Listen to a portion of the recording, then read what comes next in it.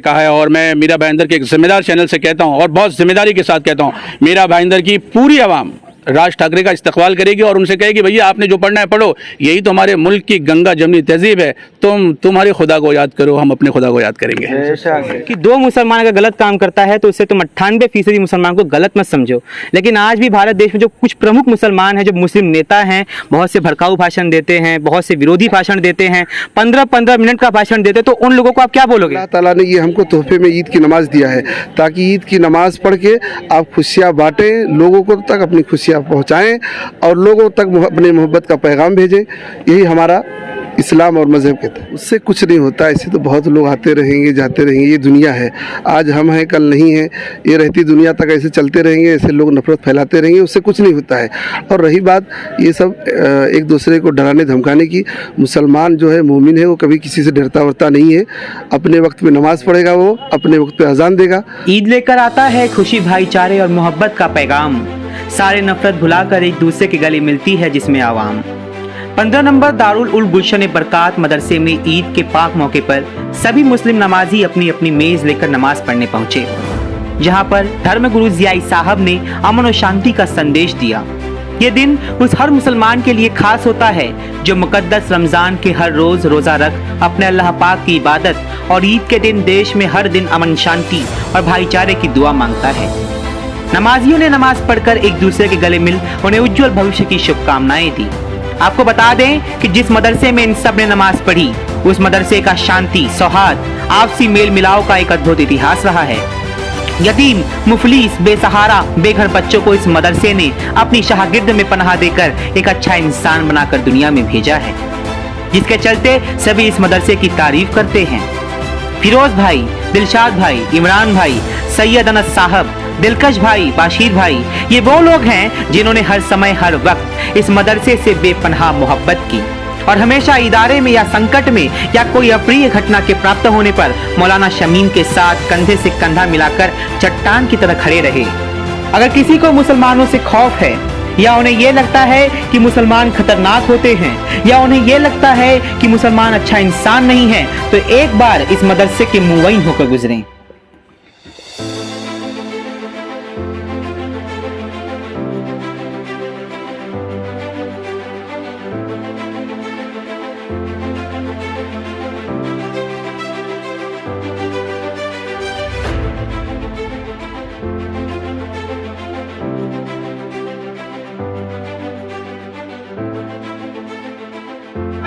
नमस्कार दोस्तों, मैं हूं राम और आप देख रहे हैं जनता समाचार। सबसे पहले जितने भी रोजेदार लोग हैं और जितने भी मुसलमानिया कौम के लोग हैं, उन सभी को आज ईद का चांद मुबारक हो। मैं आपको ईद के चांद के बारे में बता दूं कि ये जो ईद का चांद है, पहली दफ़ा हज़रत मोहम्मद पैगंबर के द्वारा 624 ईसा के बाद मनाया गया था, जंगे बदर के बाद। उसके बाद से आज तक इस्लामी कौमिया में अब तक 2022 तक सारे मुसलमान इस माह को बहुत ही पाक मानते हैं। और जो ईद है, ये जो है रमज़ान के बाद नए महीने की शुरुआत होती है, जिसमें रोज़ेदार लोग चांद का दीदार करते हैं और अपने अल्लाह पाक से विभिन्न तरह की दुआएं मांगते हैं, रहमत शांति की दुआएं मांगते हैं। आप मेरे पीछे जो भीड़ देख सकते हैं, ये गुलशन बरकात जो है मदरसा, उसकी भीड़ है जहाँ पर आज मैं यहाँ पहुँचा हूँ। यहाँ के जो ट्रस्टी हैं मौलाना शमीम साहब, आइए उनसे बात करते हैं और उनसे जानते हैं इस ईद के और कुछ महत्व के बारे में, जो कि मैं शायद आपको नहीं बता पाया, लेकिन वो ज़रूर बता देंगे। जिस मौलाना शमीम की मैंने बात की थी वो यहाँ पे हमारे साथ मौजूद है। तो मौलाना शमीम साहब, आज इतना बड़ा हुजूम, इतनी बड़ी भीड़ जो है अल्लाह की इबादत के लिए आई, सबसे पहला और प्रमुख सवाल मैं यही जानना चाहता हूँ कि जैसे कि नबी हज़रत मोहम्मद पैगम्बर जो थे, उन्होंने जो है युद्ध बदर, जो बदर का युद्ध था, उसके बाद इसकी शुरुआत की थी ईद की और रमज़ान की। तो इसका महत्व मुसलमान के लिए क्या है? ये बहुत बोलते हैं पाकीज़ा, बोलते हैं कि महीना है, लेकिन इसका मेन जो मुद्दईन जो महत्व है उसका क्या है इसका? अस्सलाम वालेकुम। पहले तो राम भाई, आपके चैनल के माध्यम से मैं तमाम देशवासियों को ईद की मुबारकबादी पेश कर रहा हूँ और तमाम हमारे गुलशन बरकात के तमाम अरकान और मुहिब्बीन की तरफ से मुबारकबाद पेश कर रहा हूँ। और रही बात ये ईद की, जो ये नमाज है हमारी और जो हम रोज़ा रखते हैं, उसकी खुशी में अल्लाह ताला ने ये हमको तोहफे में ईद की नमाज दिया है ताकि ईद की नमाज पढ़ के आप खुशियाँ बाँटें, लोगों को तक अपनी खुशियाँ पहुँचाएँ और लोगों तक अपने मोहब्बत का पैगाम भेजें। यही हमारा इस्लाम और मज़हब के तहत। आप बोल रहे हैं कि मोहम्मद का पैगाम भेजे, लेकिन अभी अभी देश में देखा जा रहा है कि लाउड स्पीकर को एक निमित्त, एक बहाना बना करके उसमें एक धर्म डाल के 50 धर्म को तोड़ने की, उसे बिखेर देने की साजिश रची हुई है। तो क्या लगता है आपको, साजिश में क्या वो कामयाब हो जाएंगे? उससे कुछ नहीं होता। ऐसे तो बहुत लोग आते रहेंगे, जाते रहेंगे। ये दुनिया है, आज हम हैं कल नहीं है। ये रहती दुनिया तक ऐसे चलते रहेंगे, ऐसे लोग नफरत फैलाते रहेंगे, उससे कुछ नहीं होता है। और रही बात ये सब एक दूसरे को डराने धमकाने की, मुसलमान जो है, मोमिन है, वो कभी किसी से डरता वरता नहीं है। अपने वक्त पे नमाज पढ़ेगा, वो अपने वक्त पे अजान देगा, और ऐसी दुनिया चलती रहेगी। ऐसे लोग आते रहेंगे, जाते रहेंगे। ऐसी दुनिया वो भी खत्म हो जाएंगे, लोग भी खत्म हो जाएंगे। ठीक है, यही हमारा पैगाम है। हर आदमी को मिलजुल कर रहना चाहिए।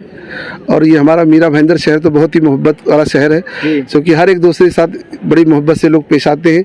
और हम अपने इलाके में बहुत दिनों से 20 साल से तकरीबन हम लोग रहते हैं।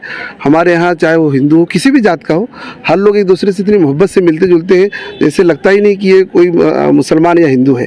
तो यही हमारा अपने देशवासी और अपने इलाके सभी से हमारा ये मुबारकबादी का पैगाम है। और मोहब्बत, ईद की खुशियाँ हैं हमारी तरफ से, और एक दूसरे के साथ मोहब्बत का पैगाम देते रहेंगे। वैसे आपको मैं एक बात बता दूं कि मौलाना समीम साहब मदरसे में ऐसे ऐसे विद्यार्थियों को निकालते हैं जो आगे चल करके पाकीज़ा इस्लाम के बारे में जो है शुभ संदेश लोगों को पहुंचाएं। इस्लाम के बारे में कम, अमन शांति के बारे में ज़्यादा संदेश पहुंचाएं। यहाँ पर हमारे साथ सैयद साहब मौजूद हैं। सैयद साहब, जो आज आप सब बोलते हैं कि एक दुआ मांगी जाती है अल्लाह के लिए, तो आज अल्लाह के लिए एक जो बेसिक दुआ होती है, आप क्या मांगते हो? अमन व शांति की दुआ होती है। ये हिंदुस्तान जो देश है, ये ऋषि और मुनियों का देश है, सूफी संतों का देश है। यहाँ पे एकता और मोहब्बत हमेशा कायम रहेगा। लोग कोशिश करते रहें, इससे कुछ होने वाला नहीं है। इंशाअल्लाह अमन व शांति रहेगी। हज़रत मोहम्मद नबी सल्लल्लाहु अलैहि वसल्लम के बारे में एक लाइन कही गई है कि मोहब्बत उससे करो जो नेकी करके भूल जाए। तो हम नबी से मोहब्बत क्यों ना करें जो नेकी करने के बाद पल भर में भूल जाते हैं। यहाँ पर हमारे साथ गुलशन बरक़ात के मेंबर मौजूद हैं। तो आज का जो ये माहौल देखने को मिल रहा है, उत्तर प्रदेश में देखा गया कि 37,000 चाहे मंदिर हो, मस्जिद हो, सबसे जो स्पीकर्स हैं हटा दिए गए। तो क्या ये सही है? एक बात ध्यान रखिए कि ये स्पीकर, ये 100-150 साल की टेक्नोलॉजी है। इसके पहले स्पीकर नहीं थे, लाउड स्पीकर नहीं थे, टेक्नोलॉजी नहीं थी। उससे पहले से सारे धर्म हैं जी, और हर धर्म के लोग अपनी जो नेक ख्वाहिशात दूसरों के लिए पेश करते हैं। हम यही चाहेंगे कि नई टेक्नोलॉजी को, इसके बाद कोई और नई टेक्नोलॉजी आ जाएगी, अभी इंटरनेट है, फिर तो टेक्नोलॉजी को बहाना बनाकर किसी भी धर्म को टारगेट ना किया जाए। ये जो खूबसूरत, उत्साहपूर्वक, प्रेरणा से भरी आवाज़ आप सुन रहे थे, वो आवाज़ बोलने वाले यहाँ पे हमारे साथ मौलाना साहब मौजूद हैं। तो मौलाना साहब, जैसा कि आपने अमन शांति की बात की, लेकिन मुसलमानों का जो चरित्र है, ऐसा मैं बाहर के उनके नेताओं के संकल्प से या जो आम जो है उनके उससे बता रहा हूँ कि काफ़ी रोषपूर्वक, काफ़ी कट्टर ऐसा रहा है। तो उसके संदर्भ में आप क्या बोलेंगे? ये तो कट्टर उन्होंने बनाया है, हम कट्टरवादी नहीं हैं। हमारा दिल तो इतना ही नरम था, कल भी था नरम, आज भी है, कल भी नरम ही रहेगा। वो लोग जो कहते हैं कि हम कट्टर हैं, वो हमारे पास तो आ जाएं। हम अपने पास उन्हें रख करके इतनी मोहब्बत दे देंगे कि हमारी कट्टरता को भूल जाएंगे और हमारे मोहब्बत के गुलाम बन जाएंगे। आपके जैसा कि आपने ये बोला, बहुत से लोग बोलते हैं कि चेहरे पे और ज़बान पे मत जाना, इनके अंदर क्या छिपा है वो तुम नहीं जानते, तो थोड़ा बच के रहना। और यही सच भी है। मैं कह रहा हूँ कि हमारे चेहरे और हमारी ज़बान या हमारे सख्ती पर न जाना, तुम हमारे पास आ जाओ, हमारे दिल में सिर्फ मोहब्बत ही बसती है। अच्छा, जैसे हमारे मीरा भाईंदर के बहुत बड़े नेता हैं, मीरा भाईंदर शहर के, जिनका नाम मुजफ्फर हुसैन है। उनका कहना है कि किसी भी मुसलमान को सड़क पर नमाज नहीं पढ़नी चाहिए, क्योंकि सड़क पर गटर का पानी जाता है तो कहीं ना कहीं उसकी जो नमाज है वो नापाक हो जाएगी। तो इसके संदर्भ में आप क्या बोलेंगे? मैं आपको बताऊं, ये मुजफ्फर हुसैन साहब का ही नहीं, ये मेरे रसूल का फरमान है, ये मेरे हबीब का फरमान है, मेरे पैगंबर का फरमान है। और ये दीन इस्लाम यही है कि दूसरों के लिए तकलीफ़ ना पहुंचाओ, बल्कि दूसरों के रास्ते से रोड़े हटाओ, और तुम किसी के लिए रुकावट ना बनो, बल्कि उनके लिए आसानी बन जाओ। तो हमारा काम आसानी बनने का है। और नमाज ख़राब कभी नहीं होती है, याद रखें, नमाज नापाक नहीं होता, बल्कि हमारा कपड़ा, हमारा जिस्म नापाक हो सकता है। इसलिए हम रोड पर नमाज नहीं पढ़ते हैं और अपने लोगों से कहते हैं कि रोडों पर क्यों जा रहे हो, हुकूमत से कह करके अपनी FSI बढ़वाओ, अपनी मस्जिदों को और ऊँचा करो, और ऊंचा करो, इतना ऊंचा करो कि तमाम कदें छोटी पड़ जाएं और हमारी मस्जिद ऊंची हो जाए। सारे पत्रकारों ने, जो प्रमुख व्यक्ति है उन्होंने, समाज सेवकों ने, प्रमुख नेताओं ने बात बोली है कि दो मुसलमान अगर गलत काम करता है तो उससे तुम 98% मुसलमान को गलत मत समझो। लेकिन आज भी भारत देश में जो कुछ प्रमुख मुसलमान हैं, जो मुस्लिम नेता हैं, बहुत से भड़काऊ भाषण देते हैं, बहुत से विरोधी भाषण देते हैं, 15-15 मिनट का भाषण देते हैं। तो उन लोगों को आप क्या बोलोगे? मुल्क के अंदर में कानून का राज है, जो गलत करने वाले हैं उसे कानून सज़ा देगी, और जो मोहब्बत बांटने वाले हैं वो हमेशा मोहब्बत ही लुटाते रहेंगे। हर समाज के अंदर में, हर समुदाय के अंदर में कुछ लोग ऐसे होते हैं, गलत तत्व होते हैं, हम उस गलत को क्यों तलाश कर रहे हैं? उस बैनर के ऊपर में लगे हुए नुक्ते को क्यों देख रहे हैं? पूरा बैनर साफ है, उसे क्यों नहीं देख रहे हैं? हम कहेंगे कि आप पूरे बैनर साफ बैनर को देखिए, नुक्ते को छोड़ दीजिए ना भाई साहब।